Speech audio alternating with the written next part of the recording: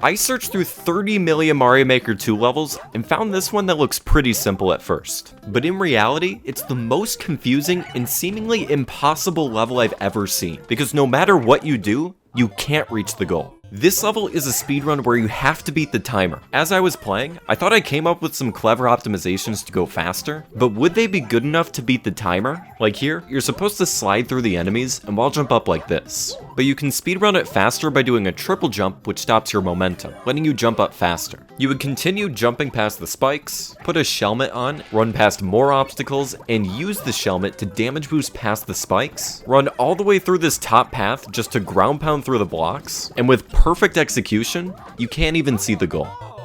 I thought at first that perhaps there was just a hidden path or power up in the level, but surprisingly that's not the case. And as I played this level more, I realized this was the most confusing level of all time. I thought I had an incredibly clever idea that could let me beat the level. If you could somehow damage boost through these saws and break the block, it would skip the long path on top. This shell was the only thing in the level that could let me damage boost through the saws, which meant you had to keep this shell until that part. But these spikes made it so that you can't keep it. Then I explored for a bit and realized that by gently bumping this enemy and while jumping under it, you can keep this POW block, which could possibly be used to get across the spikes. I tried dropping it as far away as possible, but I wasn't even close to making the jump. But one time when I tried this, I accidentally found a way to keep the shellmet. By throwing the POW into this slope, it actually slows down enough for me to jump off of. And with a perfectly timed jump and air twirl, you can barely make this jump.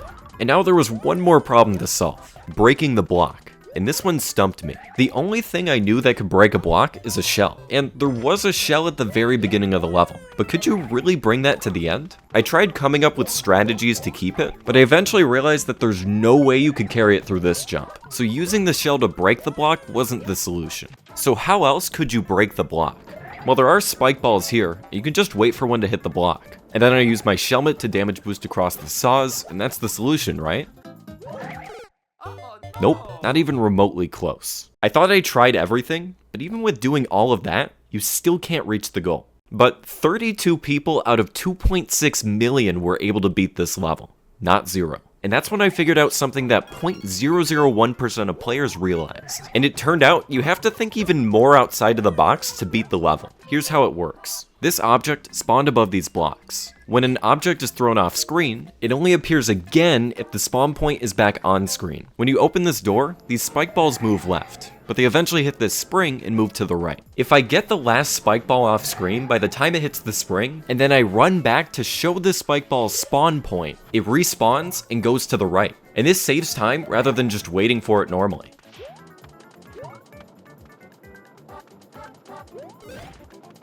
Even with all the clever ways I thought I could beat the timer, the level was evilly designed knowing those ideas would never work. And only this little known solution could beat the timer. And whenever I achieve something like beating a hard level, I like to put something up on my wall that symbolizes my achievement. And since Mario died many times trying to beat this incredibly challenging level, I put Wario on my wall.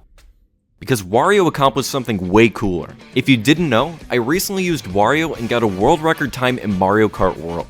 This was despite having no prior experience speedrunning Mario Kart. I made a video about how I pulled off that impossible feat, and it's the most exciting video I've ever made. It's posted on my other channel, but you can find the video here.